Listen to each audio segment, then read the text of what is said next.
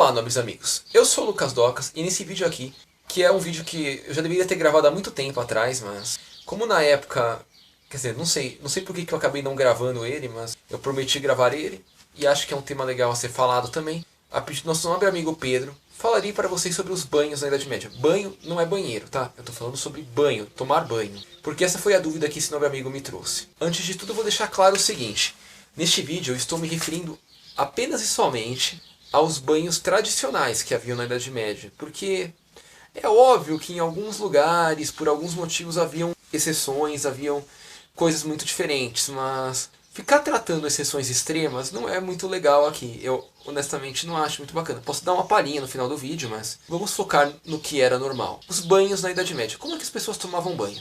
Olha, aí tá uma coisa meio que pode parecer um tanto quanto óbvia, ao mesmo tempo não óbvia. Mas sim, vamos falar dos nobres e dos não nobres, dos mais abastados e dos menos abastados. Então vamos lá, primeiro pelos menos abastados. Como é que os menos abastados tomavam banho na Idade Média normalmente? Normalmente no verão, na época que estava calor o tempo, ou nas épocas onde não estava tão frio o tempo, eles costumavam se banhar nos rios e lagos, principalmente os homens. As mulheres normalmente já se banhavam em casa ou em locais um pouco mais estruturados para permitir tais coisas. Então, normalmente tomavam banho em tinas, bacias e coisas assim, até para poder preservar a sua privacidade, até porque a privacidade feminina sempre foi uma coisa muito velada ao longo da Idade Média. A privacidade feminina sempre foi uma coisa muito velada ao longo da Idade Média, então acho que nada mais natural do que isso. Mas, novamente, não era um banho de requinte para estes mais simples. E geralmente estes mais simples costumavam não tomar banhos ao longo do inverno, porque o inverno é uma época muito fria, era muito difícil conseguir tomar um bom banho nessa época. Até por questões de segurança em relação ao clima da época, porque era muito frio e não haviam métodos muito bons de se aquecer. Então, geralmente, estes não costumavam tomar banho nessa época do ano. Mas eram meros banhos de rio, com algumas exceções aí, em banhos de bacia, de tina, com algum pote para despejar a água por cima e poder se enxaguar. Posteriormente a esses temos aqueles mais abastados, mas que ainda não eram nobres, ainda não tinham servos, não tinham grandes ajudadores, ou até eram pequenos nobres e não tinham uma grande equipe para ajudá-los com essas coisas. Então, neste caso, estes costumavam tomar banhos dentro de casa, porque tinham um ambiente próprio para isso, tinham boas bacias e boas salas que cabiam essas bacias. Geralmente, estes ferviam água em fogões, aqueciam água no fogão, numa lareira ou coisa assim, e já podiam tomar banho de água quente. Nestes casos, estes conseguiam tomar banho até no meio do inverno, embora com menos frequência, por motivos óbvios, como eu já mencionei. Estes geralmente tomavam banho em alguma sala interna de sua casa, de seu castelo, de sua residência, vamos deixar assim mais fácil, aonde estes tinham sim o sabão para poder se lavar. Então eles não tomavam meramente um banho, mas tomavam um banho onde se lavavam com sabão, onde lavavam o cabelo com alguma erva aromática ou um pouco de sabão e o penteavam após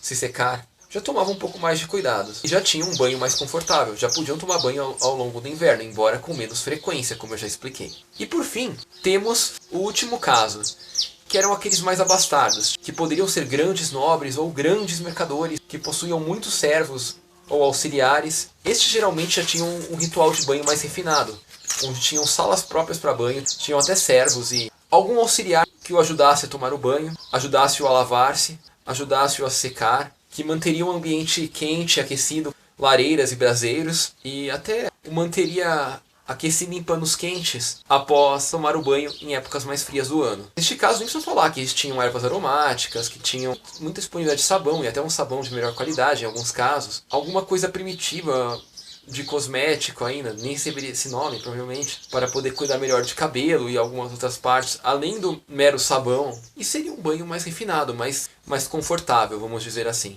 E estes, novamente, talvez tomassem menos banhos no inverno do que no resto do ano, talvez, mas o inverno já não seria uma dificuldade para eles tomarem banho, de fato. Embora muita gente na época preferisse não tomar tantos banhos no inverno, até pelos desconfortos causados pelo frio, ou causados pelas dificuldades de lidar com o frio. Agora, a gente tem a crença que as pessoas na Idade Média simplesmente não tomavam banho. Não, isso é bobagem. É lógico que eles se lavavam. O que acontece é a frequência com que se lavavam. Porque muitas vezes, em épocas mais frias, ou que representasse alguma dificuldade em se lavar, eles preferiam deixar para outro momento, a hora que eles pudessem. Mas eles não eram de todo anti-higiênico. Lógico, nossa higiene hoje é muito melhor que a da época, sem dúvida. Mas é aquela coisa que eu já falei num vídeo lá atrás, sobre as civilizações não costumam regredir. Então é óbvio que hoje vai ser melhor do que era na época e a tendência natural é que mas para o futuro seja melhor ainda, né? Então o que vinha antes da Idade Média costumava ser pior do que o que era durante a Idade Média. E o que vinha depois costumava ser melhor. Agora, com relação aos banhos especiais.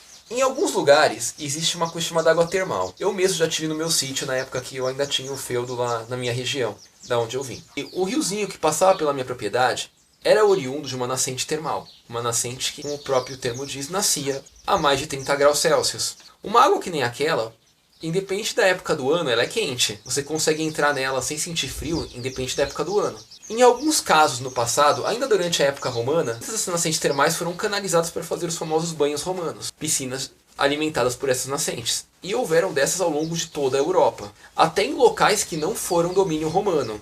É importante ressaltar, porque nem todos esses banhos de estilo romano foram construídos pelos romanos. Há muitos locais no leste europeu, áreas de domínio eslavo, onde tais nascentes foram utilizadas, tipo os banhos tchecos. Banho tcheco não é aquele banho tcheco de só molhar um pouquinho para se lavar. Essa é uma piada até que meus pais fazem comigo de vez em quando, banho tcheco. Mas na Tcheca mesmo, existem nascentes termais e banhos termais históricos. E aquela região nunca foi área de presença romana. Então não dá nem para dizer que todos os banhos termais dependiam de romanos para existir.